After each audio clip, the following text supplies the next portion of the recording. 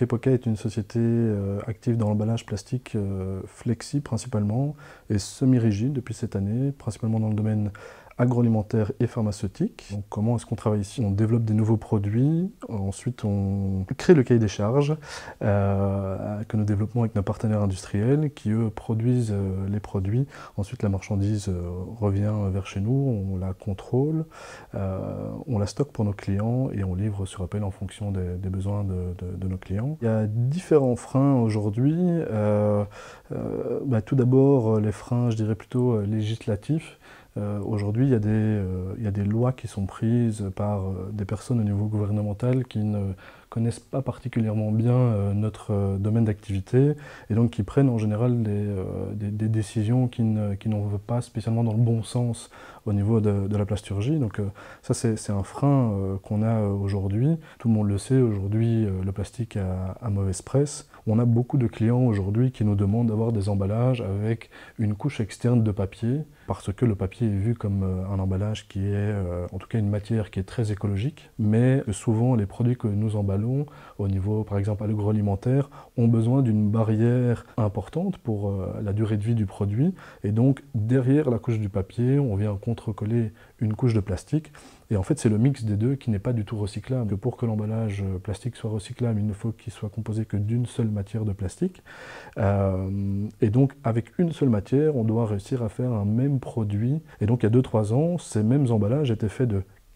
parfois 4 matières différentes de plastique et donc évidemment avoir les mêmes caractéristiques techniques avec un emballage qui n'a qu'une seule matière possible à utiliser, c'est techniquement difficile aujourd'hui. Sur le marché, il n'y a pas de matière plastique qui est recyclée et qui est apte au contact alimentaire.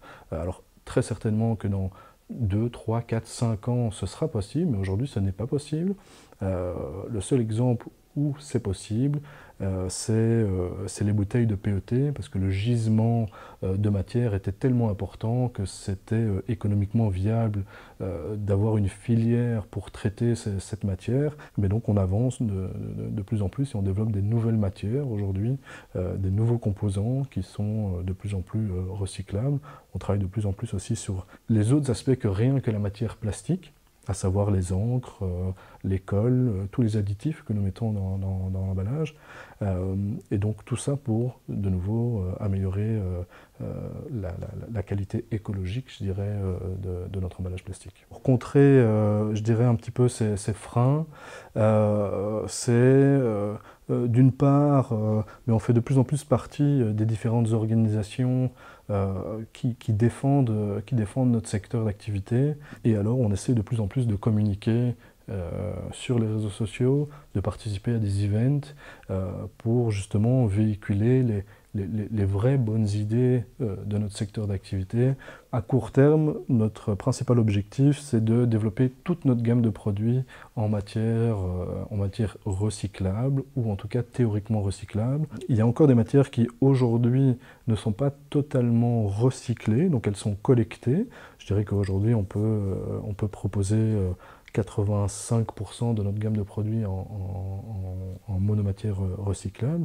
Le but est d'incorporer du recyclé et de voir comment il est possible à court, voire moyen terme, d'incorporer, nous, de recycler, et donc de faire un loop complet de nos emballages, d'essayer de les récupérer un maximum, et donc de les réincorporer de la même façon dans un même produit et de remettre ce produit sur le marché. Mais aujourd'hui, un emballage de chips ne peut pas redevenir un emballage de chips dans la filière. Et à terme, un de nos objectifs dans le secteur de la plasturgie, et nous, propre à Hypoca, c'est d'incorporer ce recyclé, d'en refaire des produits qui reviendront sur le marché sous la même forme.